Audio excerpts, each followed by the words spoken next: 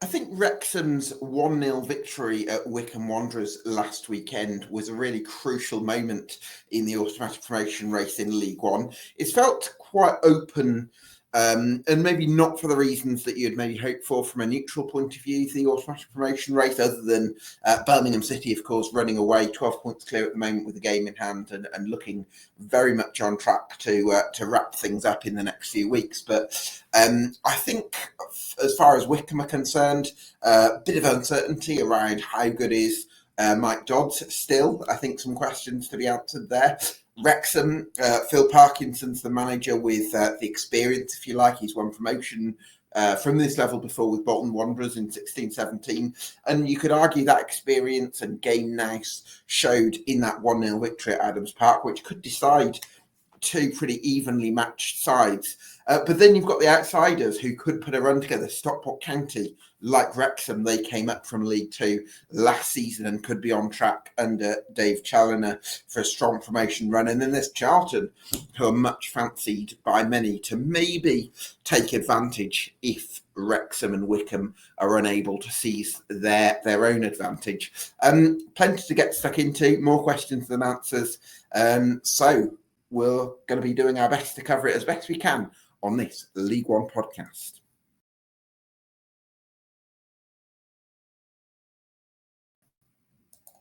Yes, welcome along to EFL Debate. Before we get started, get yourself subscribed to us on YouTube and on Spotify, because that would help us out an awful lot. First of all, for now, I'm delighted to be joined by my co-host for the evening, James McClair, Birmingham City fan, been following League One this season, maybe not for much longer. James, we spoke a little bit about the automatic promotion race for second in League One last time, and I think you fancied Wrexham, and I suppose that's been vindicated somewhat by that crucial win for them at Adams Park last week. Yeah, I think obviously there was a bit of nervousness after I've made that prediction. Wrexham had a little bit of a wobble, so maybe I was regretting my choice a little bit then, but certainly with that win at Wycombe, it puts them right into the pole position, even though Wycombe got that win over Rotherham in midweek as well. But yeah, really big few weeks for them. I think they've got Stockport next as well. So yeah, if they can come through that one, then they're definitely in the driving seat. Yeah, they certainly are. I'm really curious to see whether, because Wycombe at the moment are ahead on goal difference over Wrexham. They did get that dramatic victory at Rotherham in midweek. But the interesting thing about Wycombe, as well as the managerial situation, which we've talked about, is they brought in 15 new players in January. So it's a really unusual situation to be in. On paper, such an exciting position, a chance for Wycombe Wanderers to attain championship football for the second time in their entire history as originally a non-league club up until the Martin O'Neill days of the mid-90s. So this is a really exciting opportunity in many ways for Wycombe Wanderers, and yet it's also a period of transition, which is it's counterintuitive, isn't it? Yeah, it was a bit of a strange one, wasn't it, in January, because you had the turn down bids for Richard Kone, and it felt as though that was a very clear signal of intent that they're taking their chance now. They know they're in a good position, and maybe they won't get into as good of a position in terms of points tallies for, you can never guarantee when your next chance is going to be. But then obviously Mike Dodds coming in was a bit more of a long-term appointment. And then, as you mentioned, the recruitment has very much been focused on younger players. And obviously there's been a bit of a shift in their recruitment model throughout the season with changes in personnel there. So it'll be interesting whether they do get over the line, Wycombe, because they've kind of gone for a bit of a mix of strategies between wanting promotion now, but then also trying to plan for the future as well. And like you say, when they went up last time in the Gareth Ainsworth, they were probably not a miracle promotion, but they were probably one of the most fancy teams in the division, and then ended up getting there. Whereas this time, it feels like they're going up, and they're going up to stay. That it's more of a planned process rather than before. It felt like they were punching above their weight a little bit. Yeah, absolutely. Charlton, are we excited about Charlton and what they can do under Nathan Jones? I think Nathan Jones' teams are always interesting, aren't they? Even if you just look at the way they play and the aggression, tenacity that they have in their style, it's always brilliant. And obviously the clips that we've seen from him over the last few weeks as well make for some good viewing. And when he gets a team going, the fans are believing. He's a really, really interesting coach, because you know that there's quality in there, and like I say, his teams play with a really attractive style. And the fact that Charlton are on such a good run, but not just in the short term. Obviously, they've been picked up the most points since before Christmas now out of any team in the division. So it's not like it's just a short burst of form, and you could say maybe they'll have a little bit of a drop off. That they've been doing this for a substantial period. So you have to be excited about them. They've got the momentum, and as we mentioned, Wycombe have had some frailties under Mike Dodds. Wrexham, obviously, their home form has started to slip a little bit, and I know that their away form has kind of countered that, because that's in a drastic upturn as well. But with the momentum that Charlton are bringing, it's hard to write them off really and say that they can't go and take advantage of the weaknesses that we're seeing from Wrexham and Wycombe at the moment. Yeah, absolutely. But Wrexham certainly produced a performance of solidity at Adams Park last weekend to get all 3 points with a lovely finish from Sam Smith. So I'm delighted to be joined now by Matt Jones from the Racecourse Ramble podcast. Matt, you must be in dreamland, I suppose, at the moment, with being in the automatic promotion race in League One conversation going into the last 9 games. Good evening, both. I hope you're all right. Yeah, Gab, as I've sort of reiterated before, not taking anything for granted, very well aware that things can turn very quickly. But Saturday felt like a big moment, although it was a funny game, wasn't it? I think you were there, Gab, weren't you? Yeah. With the disruption and the unfortunate sort of break in play that we had towards the end. It was a nothing game before that, wasn't it? It was it was meandering nowhere. As I don't know whether both teams were scared or what. It was a nothing game, but we've come up with a moment, and this is the type of thing that we've done consistently. That's led me to sit here and tell you, and maybe you can see it a little bit now, why I'm not sort of overly, I know we're in a good position, but I'm not ranting and raving about how brilliant we are and how we deserve to be in second place. Hopefully you can see that a little bit now. Having seen the game, one-off game, I appreciate, but you've got to experience a pretty typical performance.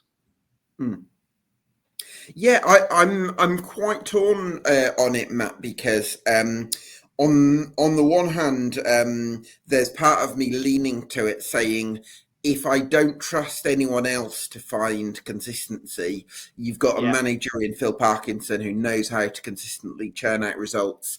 He's done it before at this level with Bolton, with Colchester, I suppose, as well. And I think he got Swindon to the playoffs. But I think Bradford City, of course, in League Two as well. But I'm just thinking, as much as there's the experience there of Phil Parkinson, yes, I'm not necessarily super won over by Wrexham as a creative outlet or entity. But I understand that. Yeah. I don't think it's a fair criticism. That is a fair criticism, and one that we've not addressed. And I like, regardless of where we finish, whether it's in the auto or the promotion spot. Sorry to interrupt, by the way. I'm just fearful of having to go into a playoff. Am I overly confident that we'll be able to overcome a team in good form, perhaps, top of the table? I'm not. We've got some great players, but we have to create moments, and we're not. We don't create a lot of them, as you saw on Saturday. And let's be fair to Wycombe. They could have snatched points from that game at the end, couldn't they? Arthur Okonkwo's come up with a massive save at the end. If you sort of think back to the end of that game, so I think that it's a fair question for you to ask, Gab. Yeah, I think it's a game that could have gone either way, because I think if it had finished organically without the support being taken ill, which, by the way, wonderful news that he's in a stable condition and hopefully he gets well soon, of course.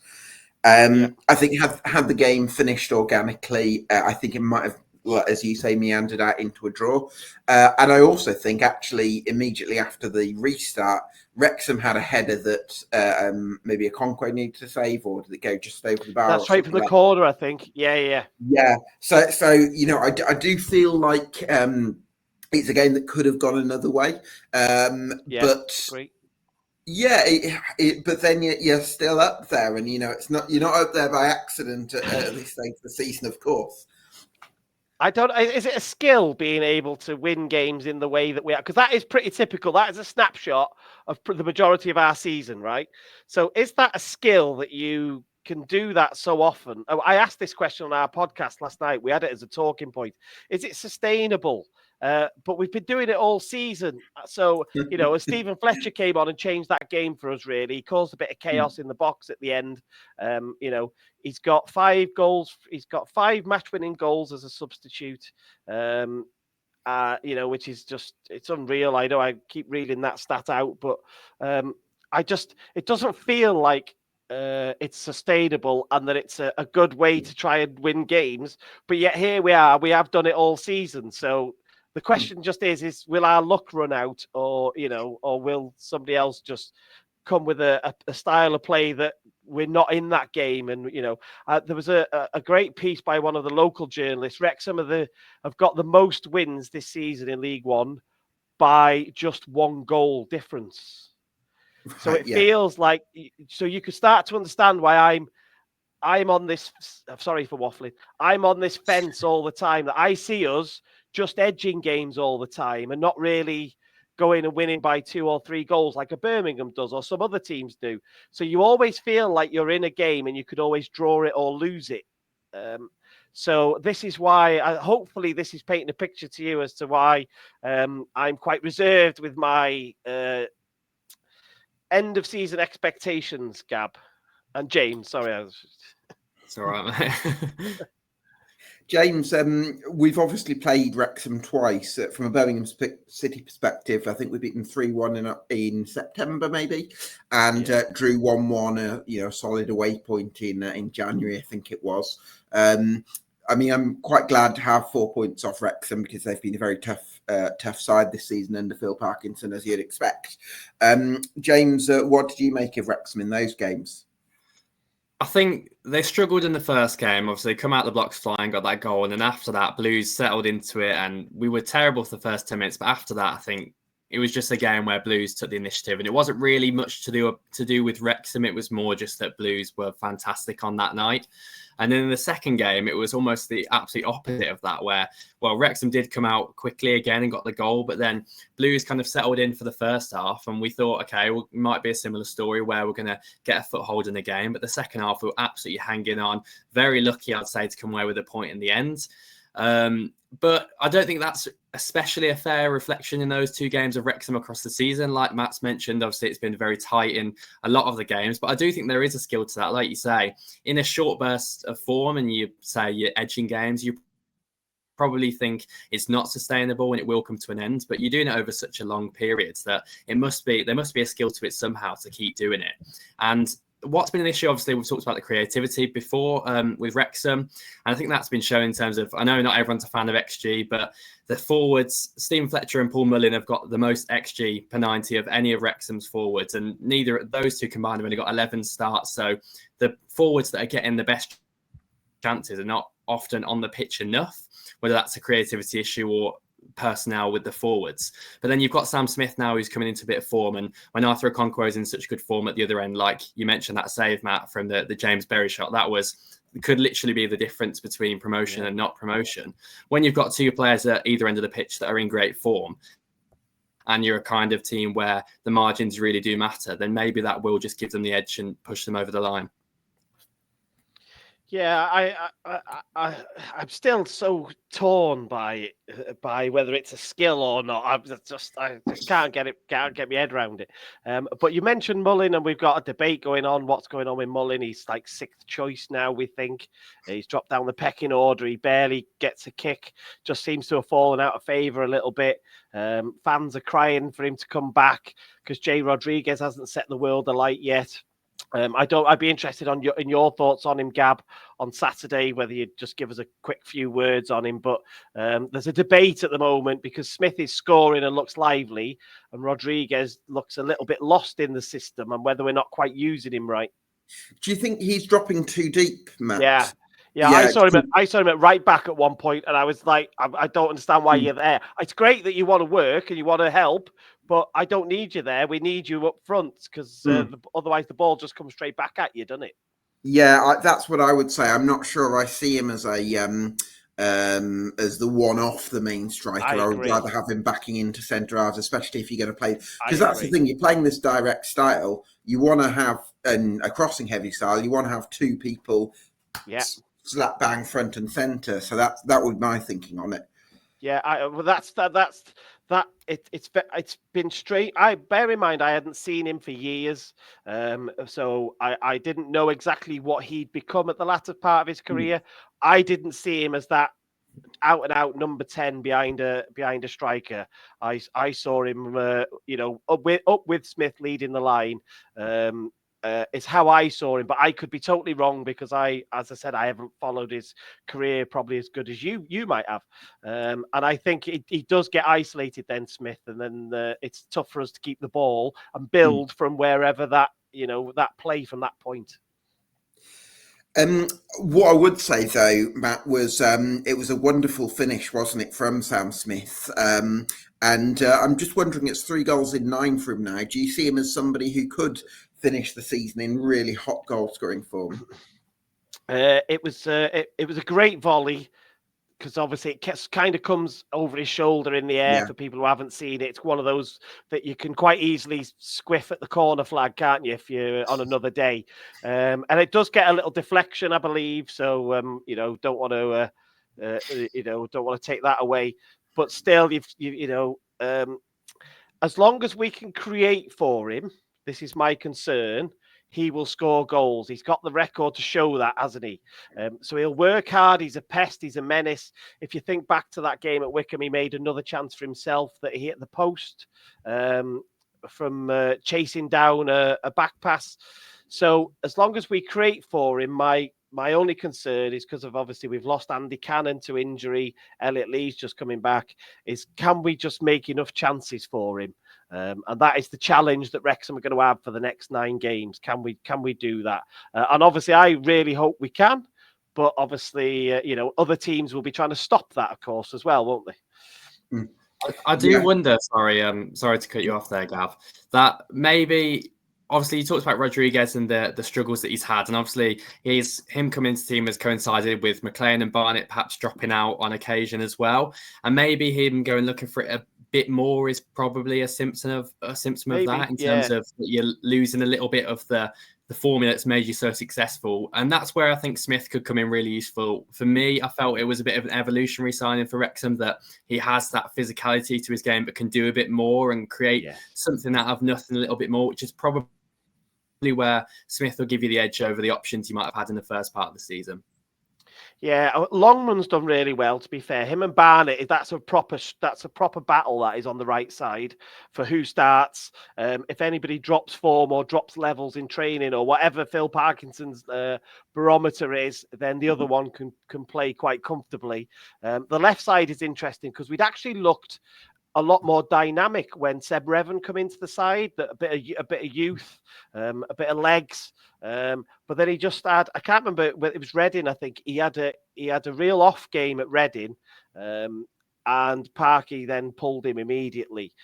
So it's going to be really interesting on Saturday to see, is it McClair again, or does he bring Revan back in? What does he do? How will Phil Parkinson weigh up that challenge on Saturday of a good Stockport side that come to visit? Yeah, well, let's have a look at the fixtures for Wrexham going into the run-in. Basically, we're at now. Stockport at home, as you mentioned, then Exeter City away, then Cambridge United away, then Burton Albion at home, then Wigan Athletic away, Bristol Rovers at home, Blackpool away, then Charlton at home on the penultimate weekend of the season. What a game that could prove to be. I think that could be the one, Gab. Yeah. Sorry to interrupt again. That could be key. Yeah. And then Lincoln away. So do you know what, though? I would say that's actually a pretty favourable run-in. Because the 2 big home games against Stockport and Charlton, they're home games. So the two big games you've got that you would say are the difficult fixtures, they're at home. Other than that, it's pretty much teams that are either down the bottom or are pretty safe in mid-table and don't have an awful lot left to play for. Yeah. Granted, that might be true to a lot of teams, given the way the season has panned out, but it's not the same as, I don't know, going to Huddersfield or going to Bolton or teams that are sort of in the playoff scramble still. I think that's a pretty favourable fixture list. Yeah, I did that. I did a predictor type thing yesterday for a video where we sort of looked at it. So we've got 2 of the top 7 to play. Wycombe have got 4. Charlton have got 3. Stockport have got 3, I think it was. Huddersfield had 3 and Bolton had 1. I don't know whether you still class as Bolton as being in it or not, depending on who you support. So the fixtures are should we say favourable for the time of the year? I don't, they look winnable on paper, don't they? Of course, And I don't know whether you teams at the bottom of the table. I guess I think those places look sewn up now, don't they? And within a week or two, it's starting to get to they're cut away, aren't they? That win for Peterborough has taken them away. So those sides might be on the beach. Are they on the beach, or are they going to have a free hit to come and let's have a crazy game? It could go either way, couldn't it? But I'm glad we haven't got. I think Wycombe the common consensus among Wrexham fans is Wycombe have got the hardest run in. And the reason for that is because they've still got Huddersfield away, they've got Bolton away, they've got Stockport at home, and they've got Charlton at home. That's 4 of their last 9. That's tough, isn't it? So it's Charlton. We've turned our attention to Charlton now. I think we're starting to see that they're coming late, and they could be the ones that come and sort of snatch. Which is why I said to you that by the time we've played another 7 games, that Charlton against Wrexham game could be it could be our new version of the Notts County game we played in the National League a couple of years ago. If you was that remember. The Foster save? That was which I mean, we didn't bill it as this, but the TV coverage billed it as the biggest game ever in the National League and all that. So if you remember, we were the 2 top teams in the league. So but Matt, Wrexham fans are responsible for everything the mainstream media says. Of course we are. We shape the narrative, don't we? Yeah, we send them emails with what you should say and what to write and all that. Of course we do. Yeah. Absolutely. Can you give me a sort of percentage based on Wrexham's top 2 chances? Where about 40%? Are we talking? Oh God. Well, listen. In my predictor, and I sat down and I tried to work out. It's hard, isn't it?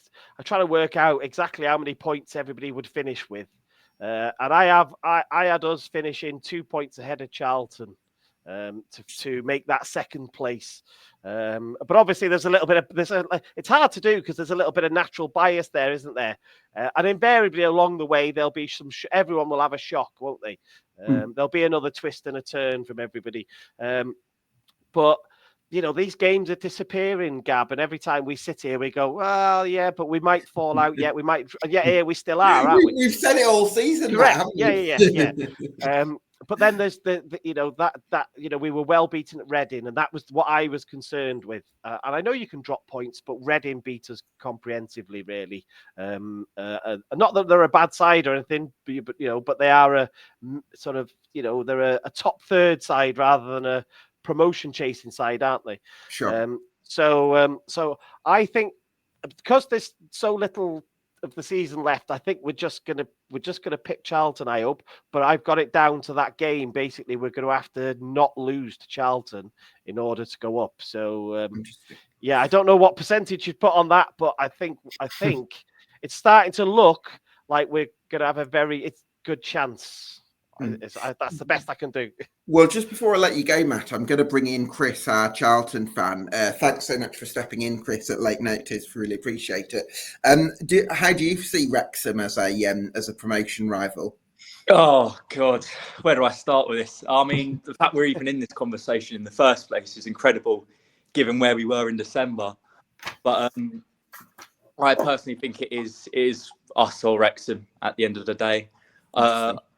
Been watching a bit of Wycombe, watched a game against Rotherham Tuesday night.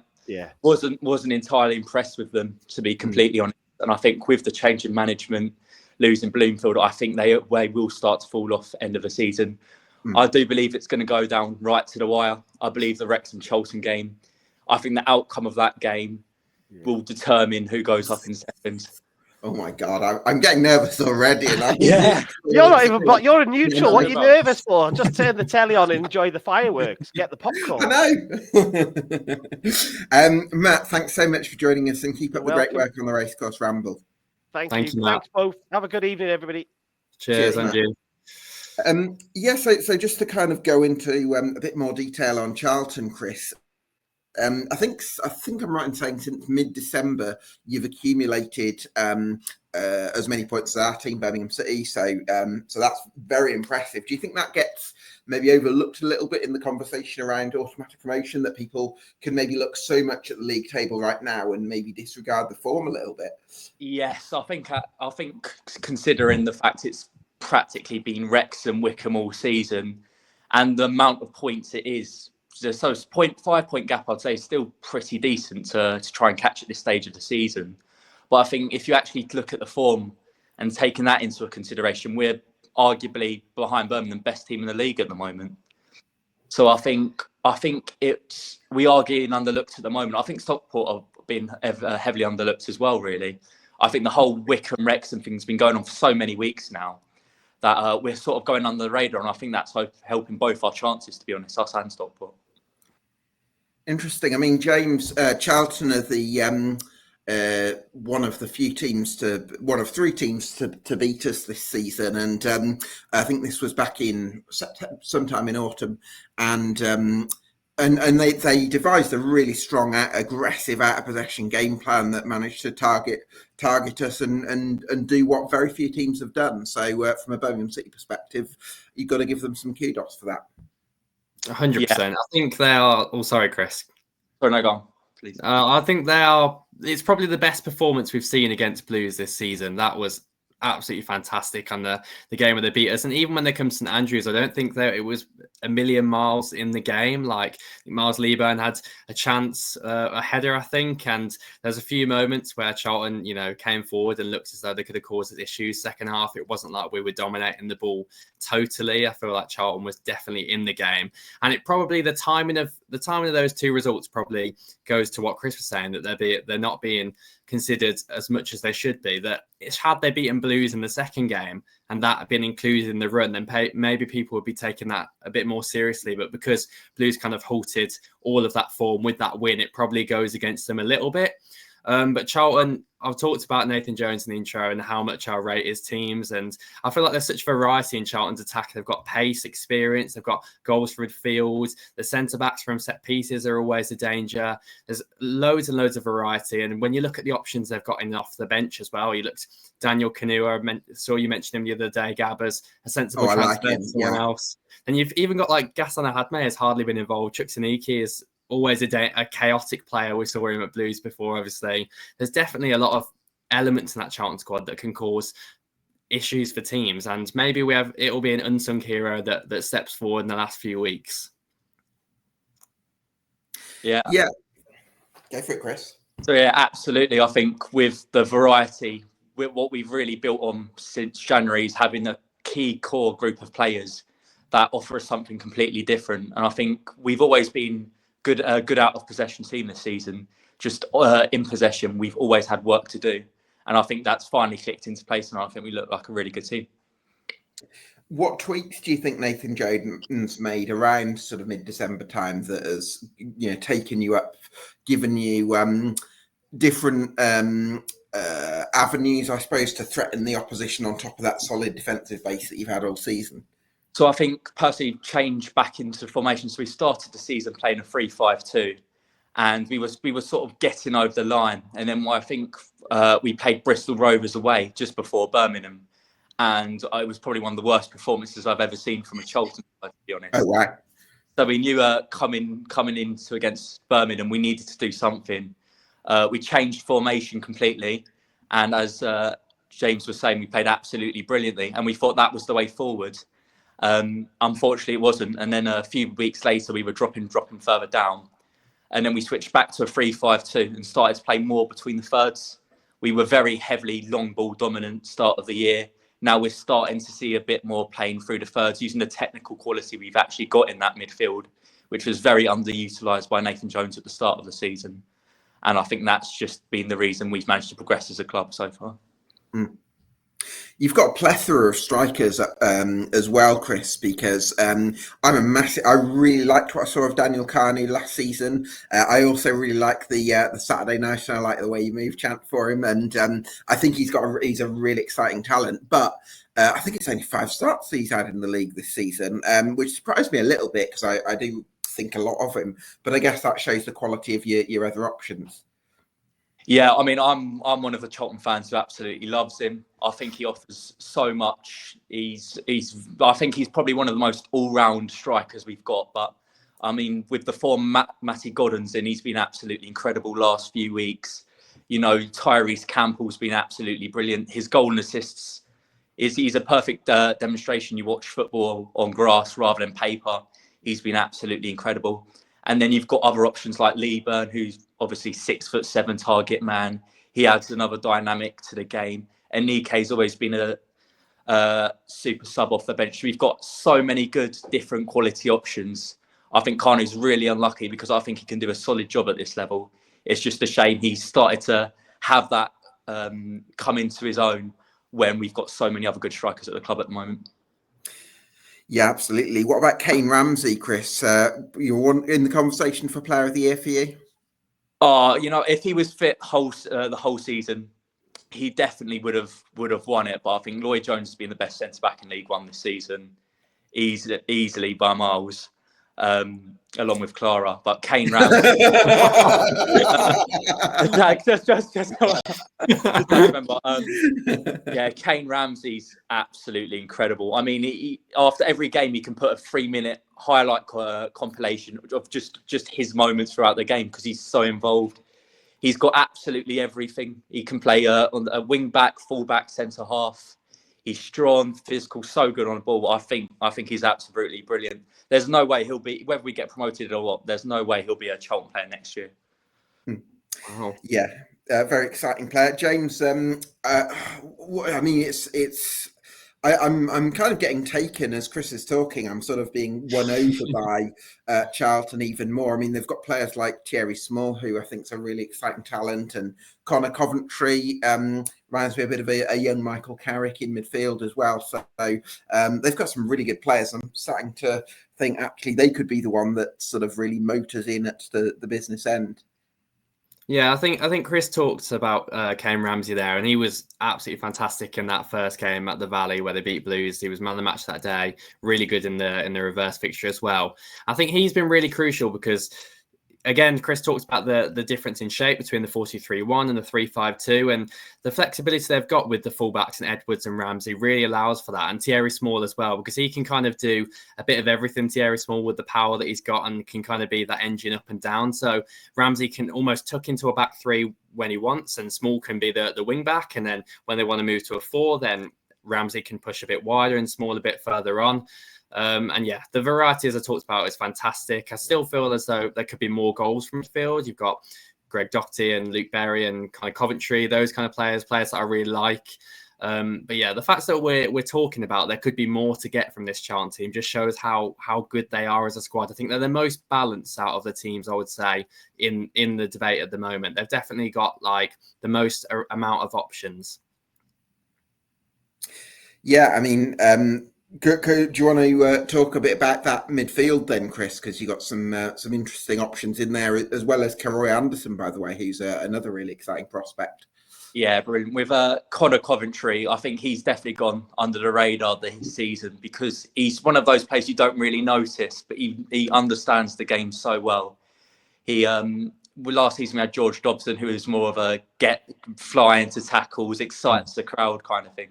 Connor Coventry's just that calm head in the midfield, controls the tempo of the game really well, helps his positioning, understanding how his teammates play. He's been very good. Greg Doherty, I mean, since we've been on this incredible run, he's been absolutely brilliant. He covers every single blade of grass. He's all over the pitch. He's running, getting into challenges, getting into the box to try and score. He's been very crucial in the running. And Luke Berry's a bit of a mixed one at the moment with us, because he's easily one of the most intelligent footballers in our squad. You know, his positioning, his awareness, he knows where to be. Off the ball, he's absolutely brilliant. He's had a little bit of issues with his end product in terms of finishing. He gets into all these great positions, but he's just been missing the final finish in the last few weeks. But he's been brilliant. Besides that, and obviously Karoy Anderson, he's absolutely loved by Nathan Jones. He's a perfect Nathan Jones kind of player. Young, aggressive, likes to get stuck in, great fitness as well.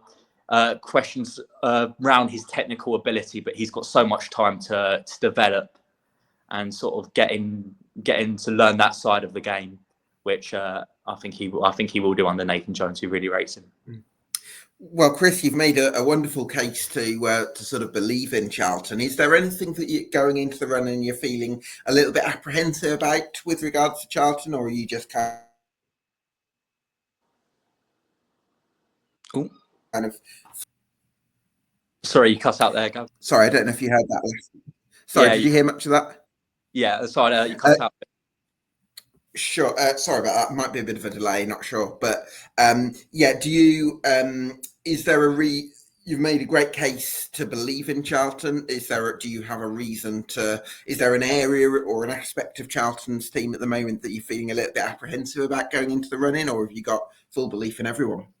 I think in the starting 11, I think there's a few certain player profiles that if they were to get injured, so for example, Tyrese Campbell, Thierry Small, or even Lloyd Jones, who we've seen when he missed 6 weeks of the season, we went on that awful seven game winless run, I believe it was. I think if we were to lose one of them, then obviously we have to change the way we play. And I don't think we have a like-for-like replacement in those sort of areas. But if this core 11 stays fit for the rest of the season, I've got absolutely no doubt that we will be up there come the end of the season. Can you put a percentage chance on it for top two for Charlton? For top two?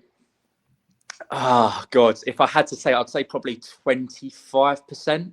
Oh, okay. That's lower than I was expecting you to say. Yeah, because I think that Wrexham game is very 50-50. Right, okay. And then obviously, the thing is, being 5 points off, we have to pretty much be flawless for the rest of the season. And we have got some other tough games as well. Wycombe away, I know they're not playing the greatest, but there is a reason that if they do find that form later on, once Mike Dodds has had some time to implement his ideas, that can be a bit of a tougher challenge. And Huddersfield, now that Michael Duff's gone as well, beat Crawley, I believe it was 5-0. Yes. Or 5-1. Yeah, I think that that's going to be a very difficult game at the Valley as well. But besides that, I've got no reason to doubt that we have got the ability to get that second place. Yeah, I think because Burton Albion at home on the final day, if they're relegated by that point, there's a good chance that you do the job in that one. However, what's really interesting is you've got Wycombe and Wrexham away in the 2 games before that. So it's basically about, can you take up as close to maximum points as possible from Mansfield away, Lincoln at home, Cambridge away, and Northampton at home in the next 4 games, and then the next 6, including Peterborough away and Huddersfield at home, which is going to be another tough one. But then go into those 2 with Wycombe away and Wrexham away in a strong position, so that you could afford to maybe draw those games or take 3 points from those games, and then you can still be in a position on the final day where if you beat Burton, you're up. Yeah, looking forward to it. Yeah, absolutely. All right. Well, Chris, thanks so much for joining us, especially at late notice. We really appreciate it, mate. And all the best for the rest of the season. Brilliant. Thank you for having me on. Take care. Top man. Cheers. See you later. Bye. So, James, I mean, just kind of reflecting on what Chris was saying there now, has that made you kind of go a bit further on? Because I kind of went into this podcast thinking Wrexham might get there by default off the back of victory at Wycombe. But now I'm actually thinking, you know what, maybe Charlton can continue that run and maybe put some heat on those two. Good salesman, wasn't he? Yeah, definitely convincing us about Charlton. I think Charlton's chances are definitely stronger than the table suggests. I think if you look at the table, obviously it reads Wycombe first, Wrexham, then Charlton, then Stockport. Is that right?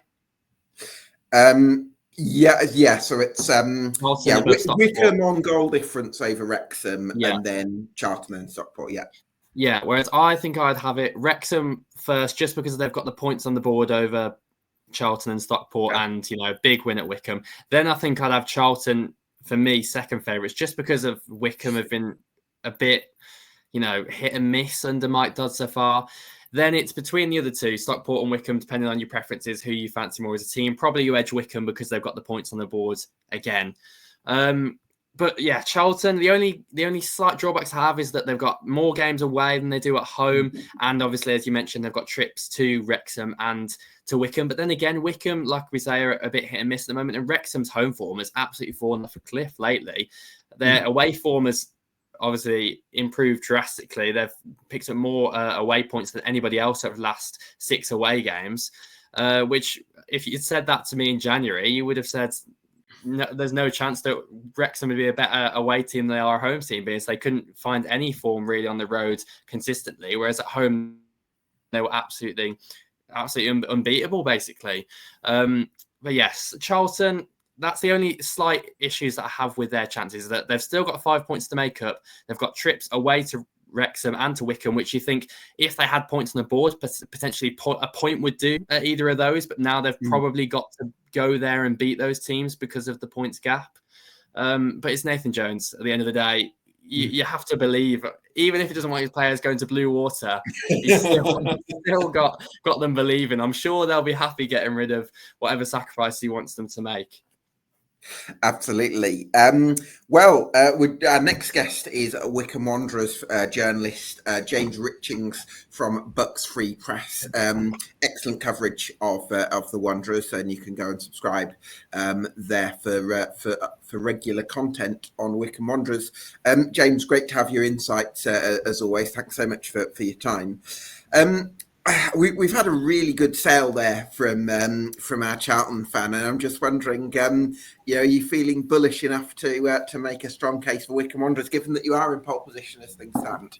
I'll always make a strong. I'll always do my best to represent Wycombe in the best way possible. That's for sure. So yeah, I mean, looking at the table now, it's so close to call. It really, really is. If you're looking at the balance of play for the entirety of the season, you would think it'll either be Wrexham or Wycombe for that last automatic spot with Birmingham. But Wycombe's form since the start of this year has been incredibly iffy, very, very iffy.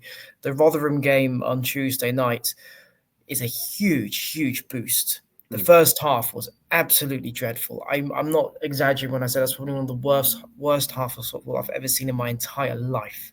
Like, it was so bad, and it was so unrecognizable of what Wycombe were like at the start of the season. So when they went 1-0 down, I thought, well, here we go.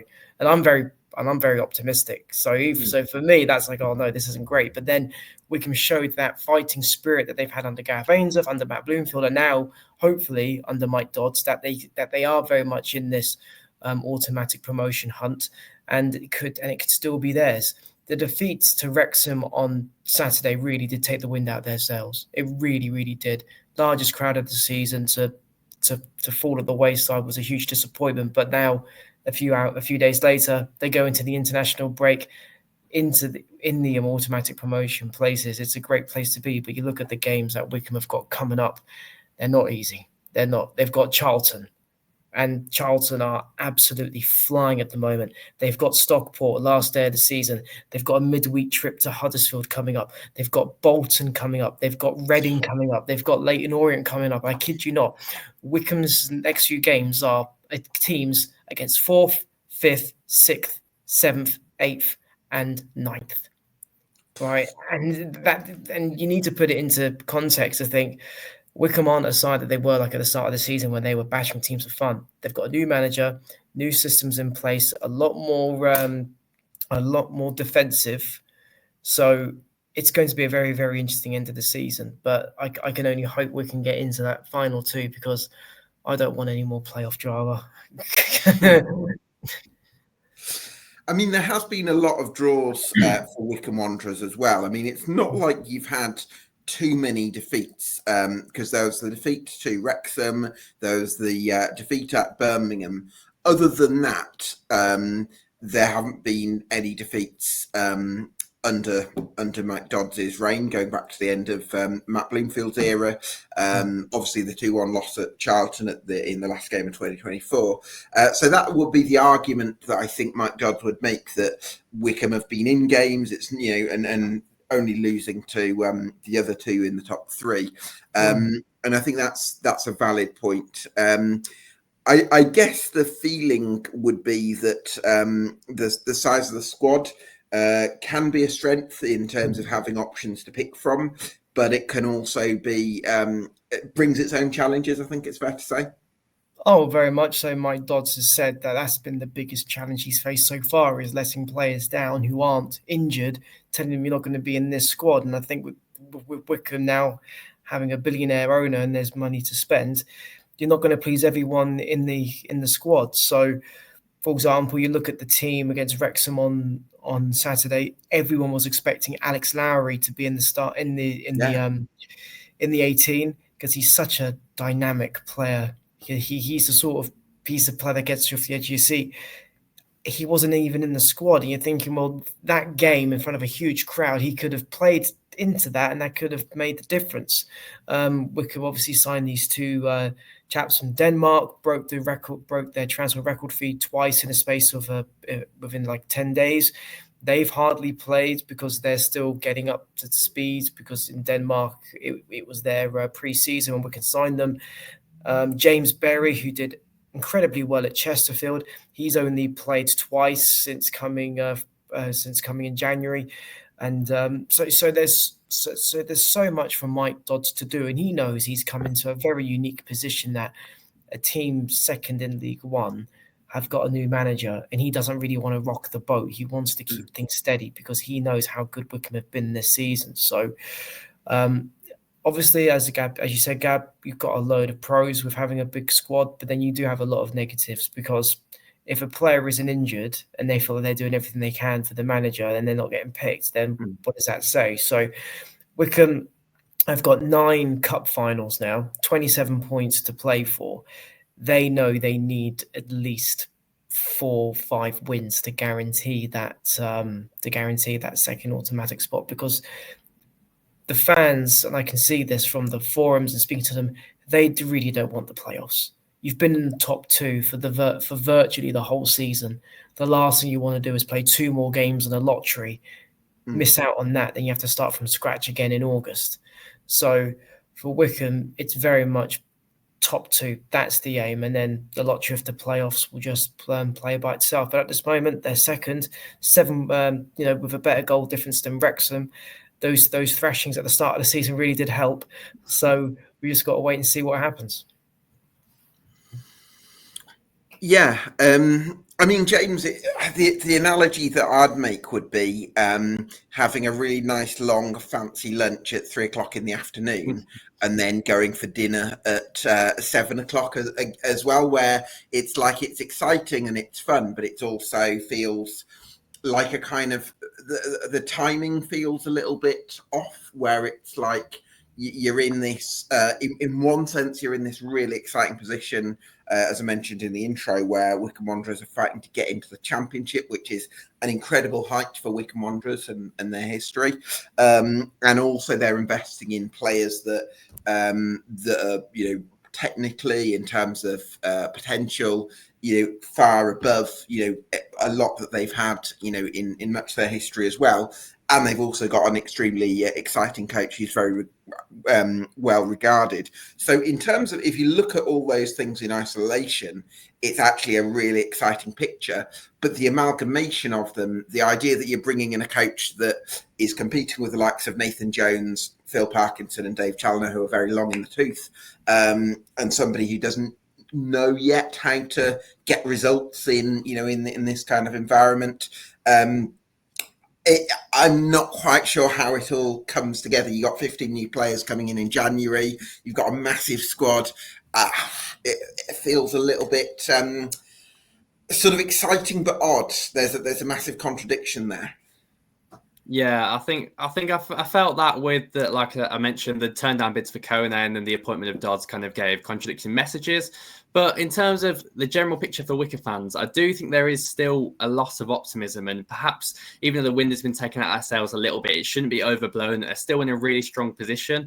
Obviously, you went to the Wrexham game, Gab. I don't know if you did as well, James. I assume you did.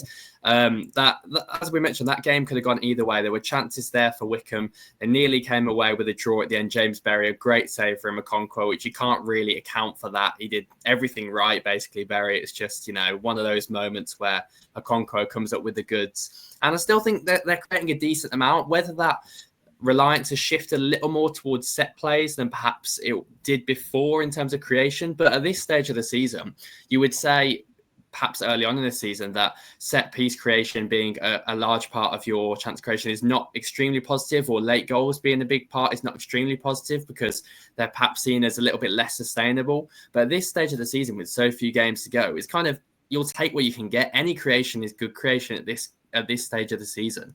And Wycombe have definitely had a lot of games where it's been fine margins in it over the last, even those draws, they definitely could have gone either way.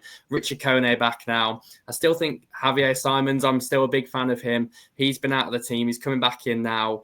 And really, the Wrexham defeat was big, but then you go to Rotherham and you put yourself right back in it. You show that you're fighting for that position. And like James mentioned, they're still in the top two. They're still the ones in the pole position with their own fate in their hands at the moment. So even though there's all these, as you mentioned, contradicting parts, and you do feel a bit uneasy about the situation because it's not as straightforward potentially as, Wrexham, you know what you're going to get from them, and Charlton, you know what you're going to get from them. It's still very positive for Wycombe to be in this position heading into this stage of the season, especially when you take into consideration the fact that Matt Bloomfield left halfway through the season and they've still managed to sustain form enough to still be in second place, which is all credit to my Dodds, because a lot of people would say it was a lose-lose situation for a manager, because you're either seen as riding off the coattails of the previous manager or you're seen as the guy that blows it up. I would 100% agree. It's like you said, there's a lot of contradicting messages, but at this moment in time, Wycombe are second going into the international break. There are so many good things to look at.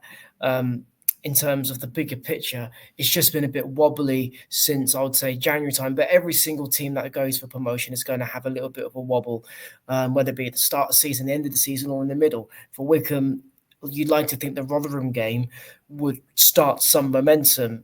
Looking at it from that perspective, it's then annoying that you've got the game against Huddersfield this weekend that's been called off. But then at the same time, you could look at it and think, okay, it's been a bit higgledy-piggledy before Rotherham, have a week off and then just start afresh.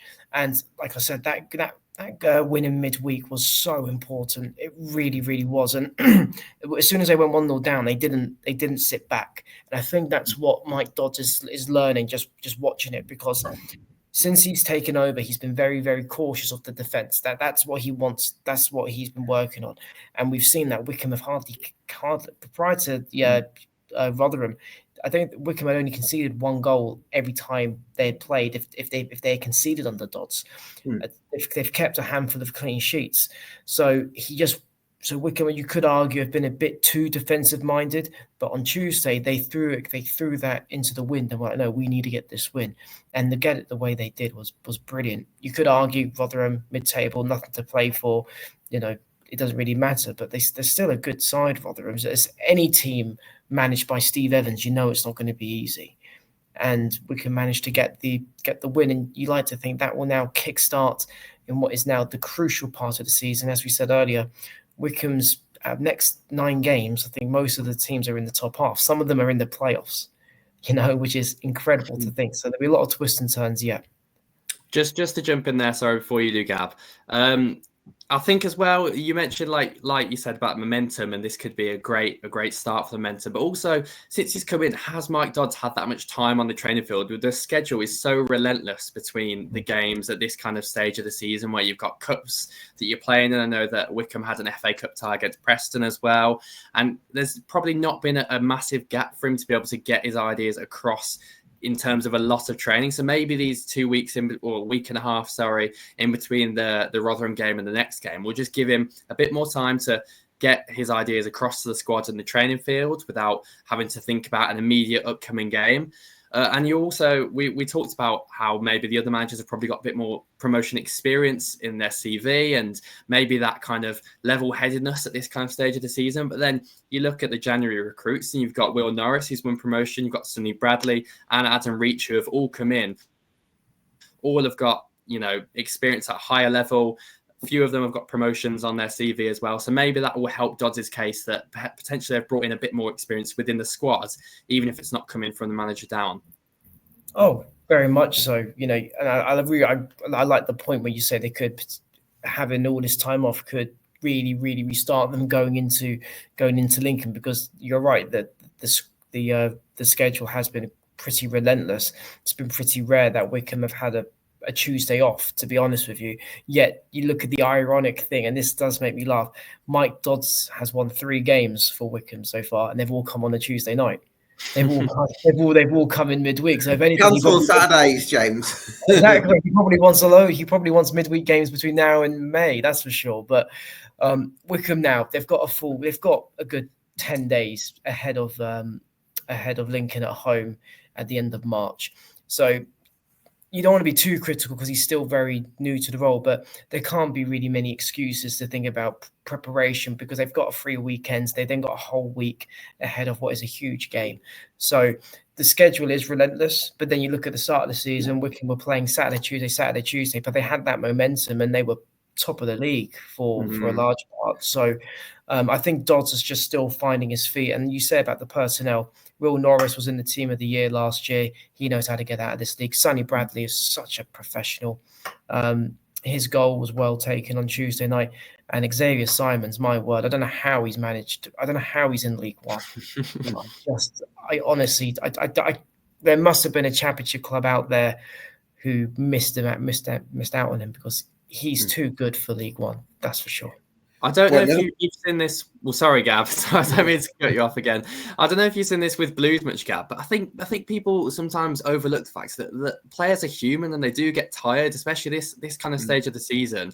And like we said about the amount of games that, it's going to take a toll on their bodies. They can't perform at the exact same level when they're playing so frequently. So maybe this international break will give all 4 teams really that chance to have a week off, reset, and then we'll see who comes out the best and the freshest out the other side of the international break, and maybe that will prove the difference. Well, I think somebody who'll definitely prove the difference is Richard Kone, James. Must be absolutely over the moon to have him have his first start for quite a while, it feels. Yeah, him missing Wrexham was a huge blow. So obviously Wrexham are going to look at that and think, that's a huge boost for them. For Wycombe, it was a real deflating moment. Comes back into because for those who weren't aware, he was ill on the day of the game and he wanted to play, but he was too poorly to even get onto the bench, so they had to send him home. Comes back in for the Rotherham game and he scores 3 minutes after Wycombe go 1-0 down. He's now scored 21 goals in 42 games this season. It's 50%. So he's such an incredible raw talent. He really, really is. And Wycombe turning down multiple £1 million bids for him for a club like Wycombe shows that he's very much part of the future. And let's be real, money talks. So if Wycombe get a ridiculously good offer, obviously they're going to listen to that.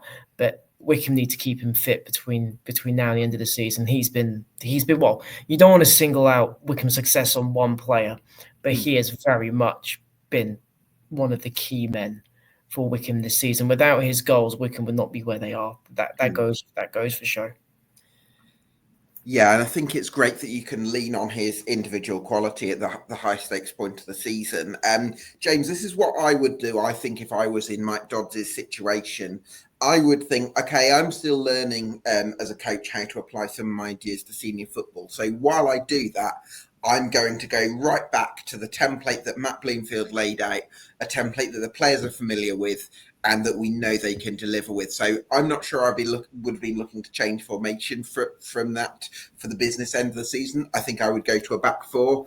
I would go with experienced players, so Jack Rimmer and Luke Lay as fullbacks, and then get Siemens is basically the Morley replacement in midfield. Get Cam Humphreys in the 10, Kadoa and Onyedin out wide, and then Kone up top. And I would simplify things and go basically back to the template that Matt Bloomfield laid out, because I think stripping things back and going for simplicity at this stage of the season, players that were there in the first half of the campaign, the new players we can work out in, maybe in the summer, and we can sort of streamline the squad a little bit then, and we can maybe get to cross that bridge when we come to it. But I think for right now, Wycombe Wanderers have got to strip things back and go back to the template that brought them incredible results under Matt Bloomfield.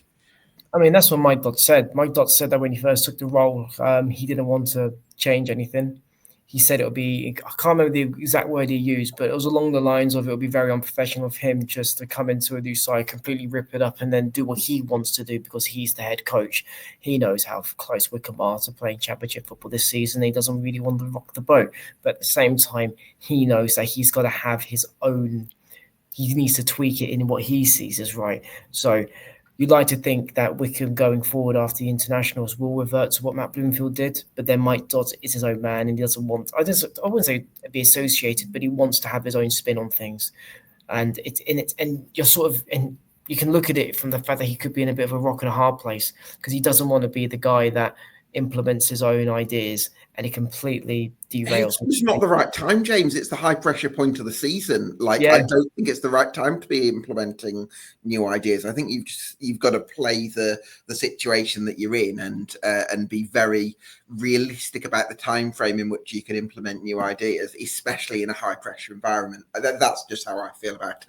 No, I agree. I think most of the fan base will look at it and think, well, yep, you're the new guy in, but let's just hope not many two changes are made because we've seen under Matt Bloomfield it works.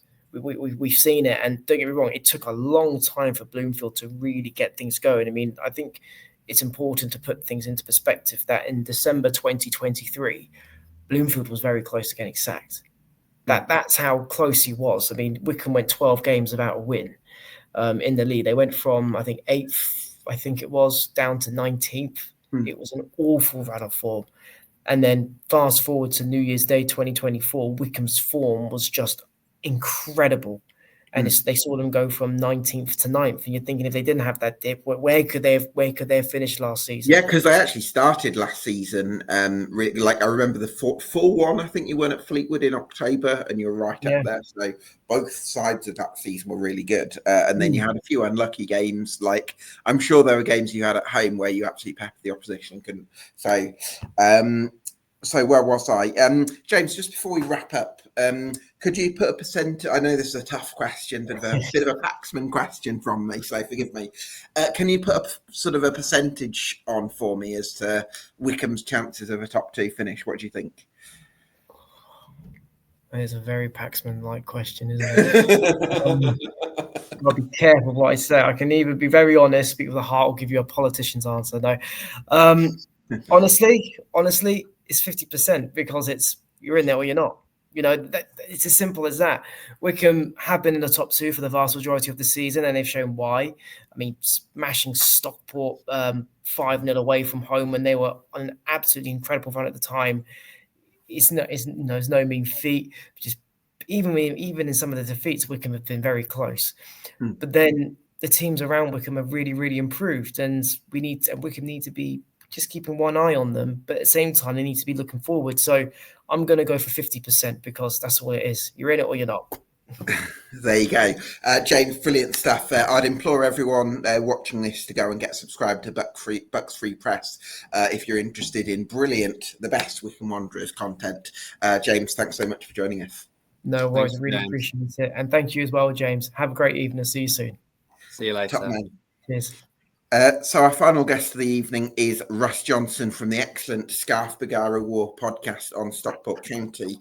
Russ, are we talking about Stockport County as the outsiders in these 4 contenders for second, or do you feel like you're right in it as much as anyone? Well, I've been listening to your other guests. I think nobody considers us even in it, to be fair. I don't think I've heard our name mentioned about twice maximum in the last 20 minutes. So, no, I think we're in it. We're only 1 point behind Charlton. Okay, you could say Charlton's form is pretty good, but form's temporary. They weren't that good earlier in the season. We've drew with them home and away. So, no, I think we're in it. I think we'll see. We'll know much more after Saturday. Obviously, we've got the old arch enemy Wrexham away on Saturday, so we'll see. We'll know more then. But no, I think we're in it, and we've got an experienced manager that knows how to get promotions. He knows this part of the season, so why can't we be as confident as your other guests that have been on selling you their dreams? Absolutely. James, I mean, we went to Stockport, I think it was on New Year's Day, and off the top of my head, I think they played us off the park, and we were very lucky to get a 1-1 draw. So presuming you did see that game, what did you sort of take from Stockport and what they can offer this league?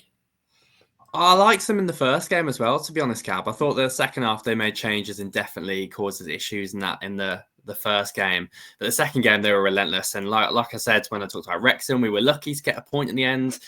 From a Blues perspective, you have to admire those kind of performances where you don't play well, but you come away with a point. But from a Stockport perspective, they were absolutely all over us, really physical in that game, but a lot of calmness as well when you looked at Bate and Norwood and, them getting their foot on the ball. They were really impressive in the 2 games against us, particularly in the second half, St Andrews, and then the second game.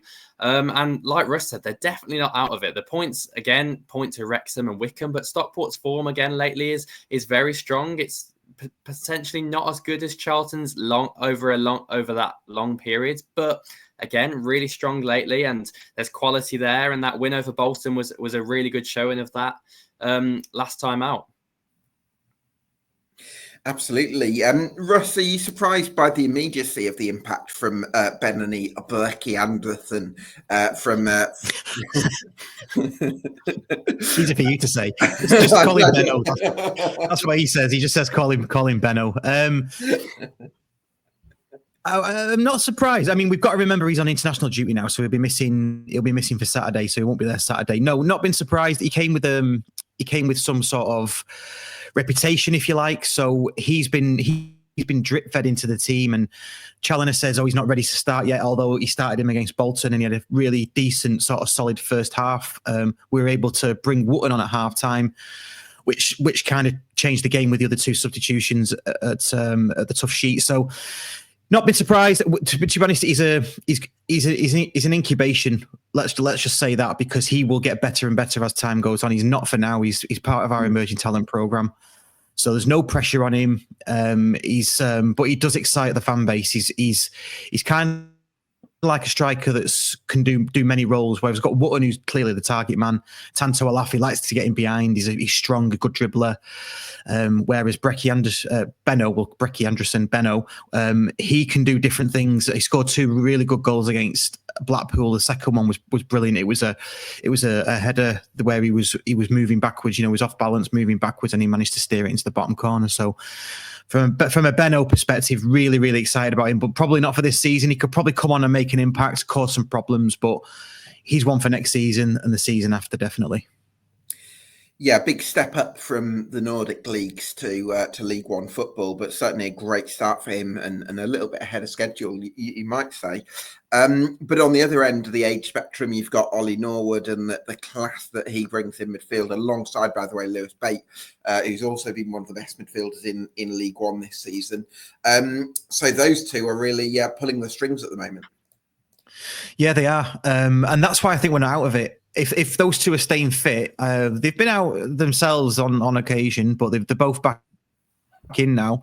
Those 2 stay fit, we can go with the best in this division, on our day. So, we've got Wrexham away on Saturday. We've got Wycombe to play away on the last day, which is probably all going to be said and done by then, I would hope. And we've got Huddersfield at home to play on the 21st of April. So again, quite late on.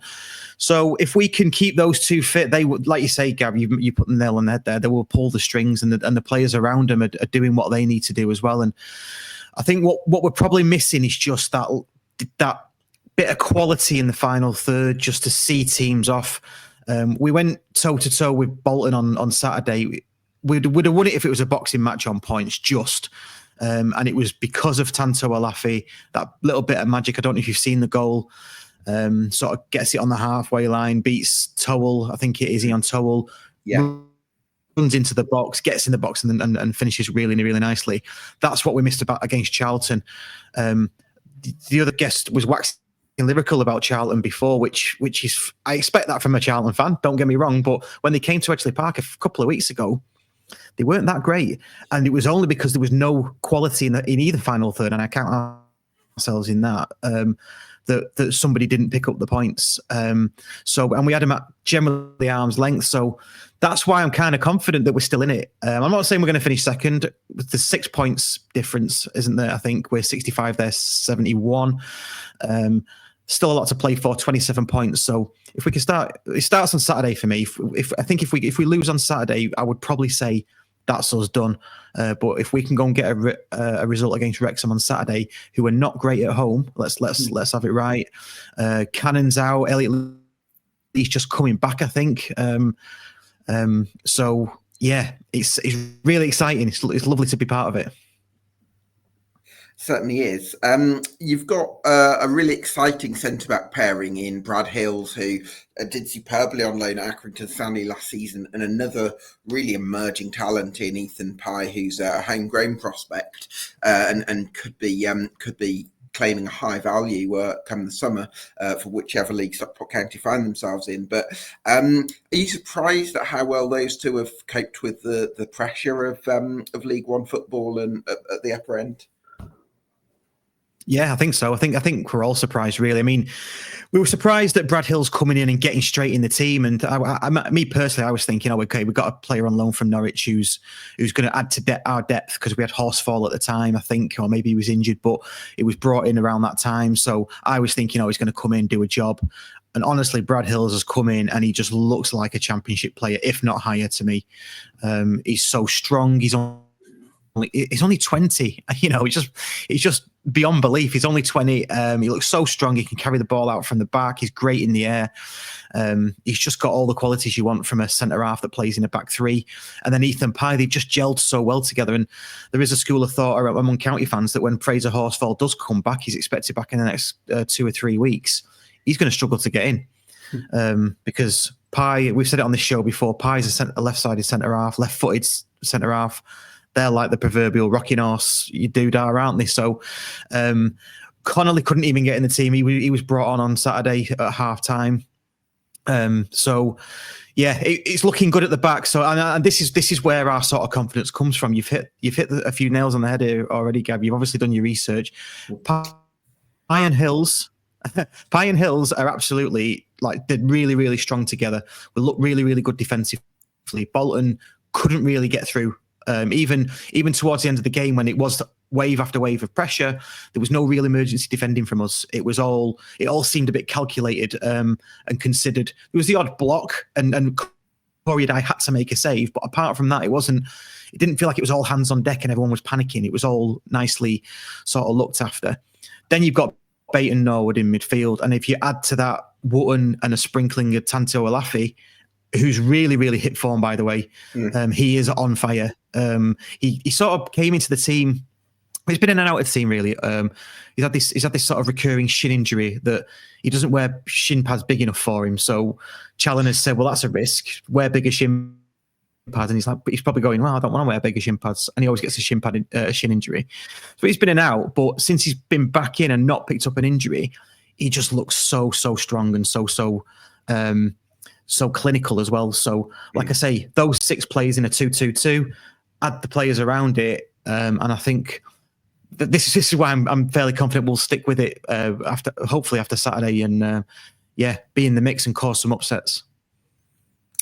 Certainly causing some upsets at the moment. James, from a neutral perspective, it's so impressive how Stockport County have had this rise and are continuing it, because as much as they've got the external investment, there's only so many players you can bring in at any one window.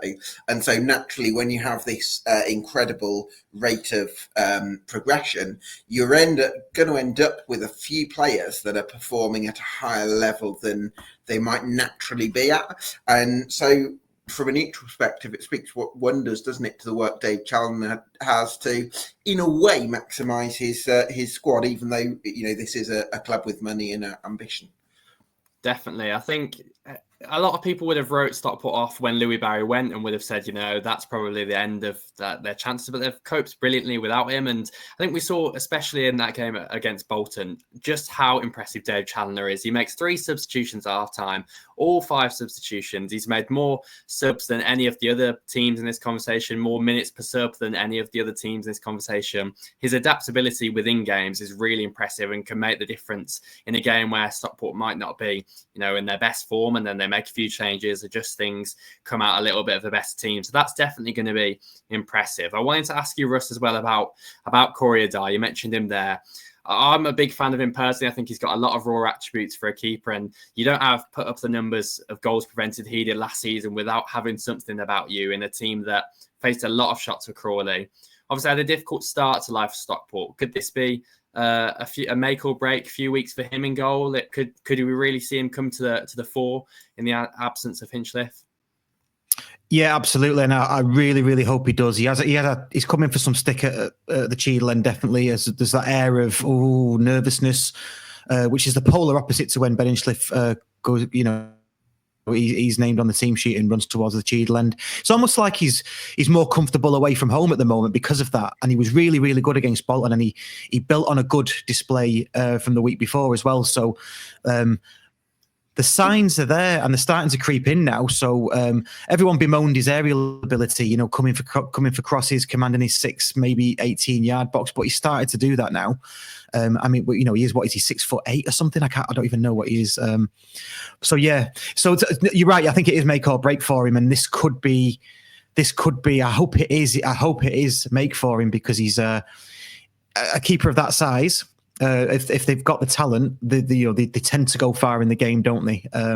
You look at Forster, you look at Nick Pope, those sorts of keepers, they go far in the game. So, he's slowly growing on the fan base, I think, as well. Some good displays, some really good saves, one-on-ones on Saturday.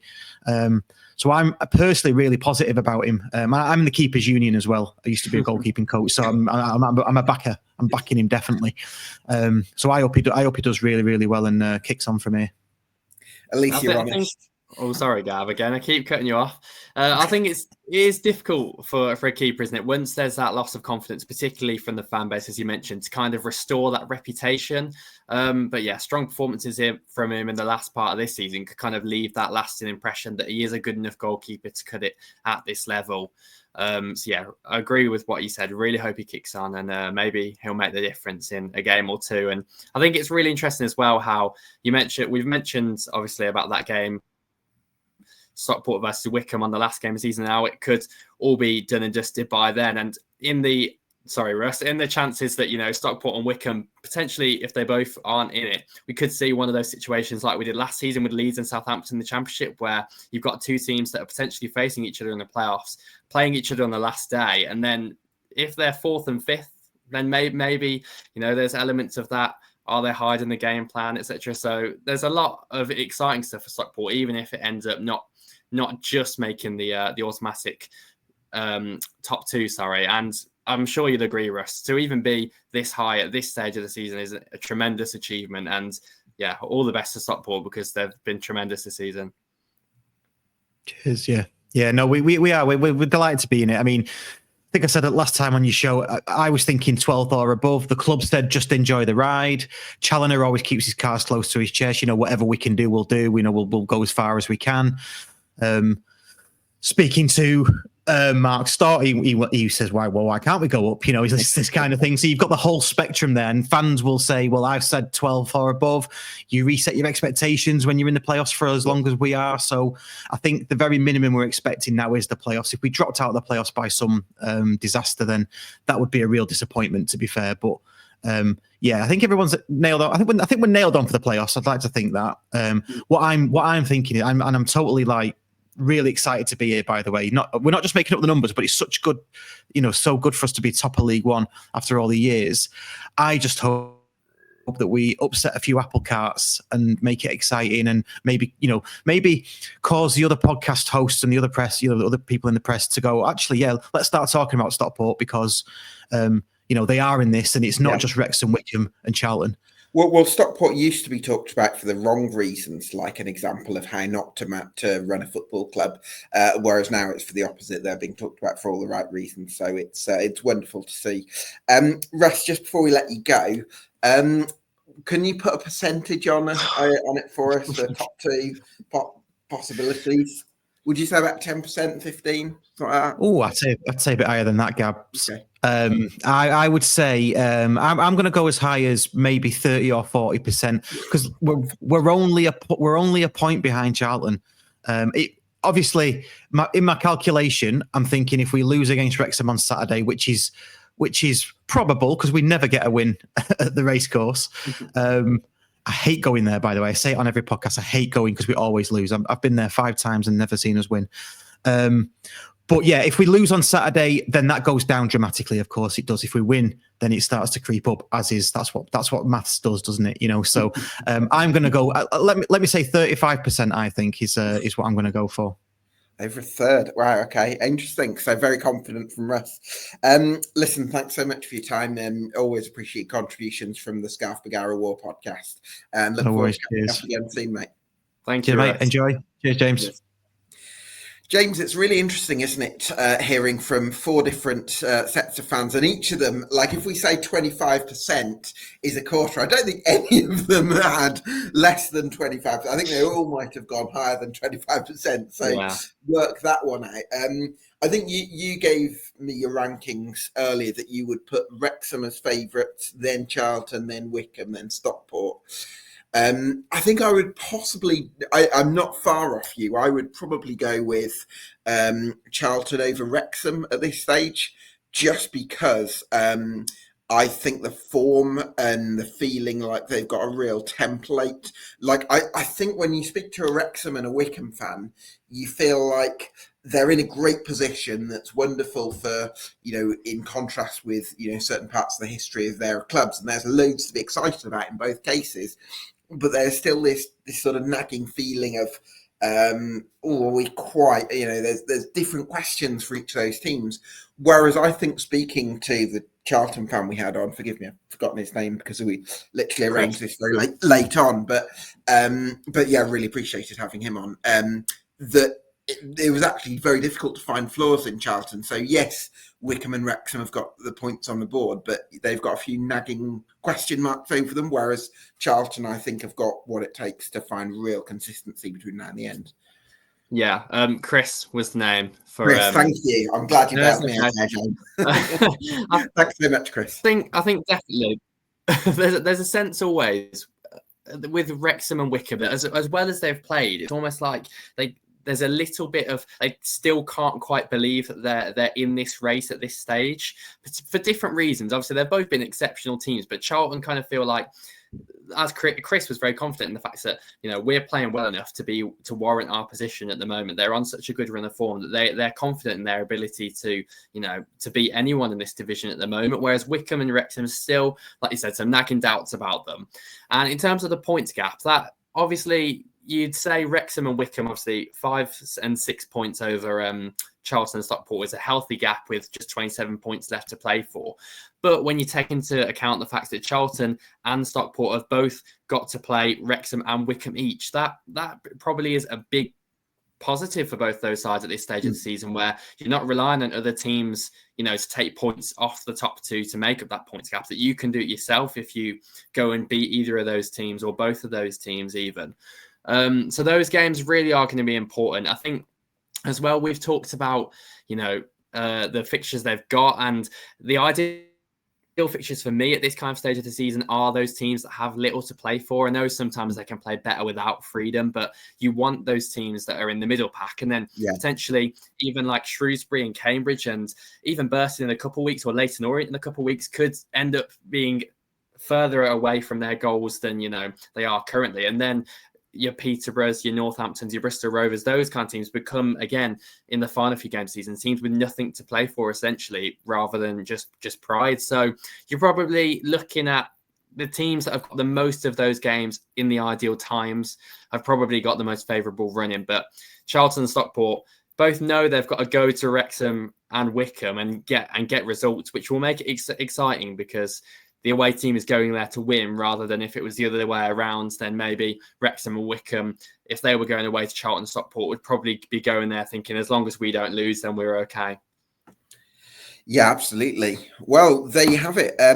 Very interesting set of perspectives from each of the fans, and it's been, I've really enjoyed this podcast, James. Absolutely. Thanks so much for joining me as co-host. It's been great to get your insights. You can follow James at James with a 3 instead of an E _34. And you can also subscribe to EFL Debate on YouTube and follow us on Spotify as well. Thanks to all our guests. Thanks to you for watching at home. This has been the EFL Debate, and we'll see you again for another League One podcast next week.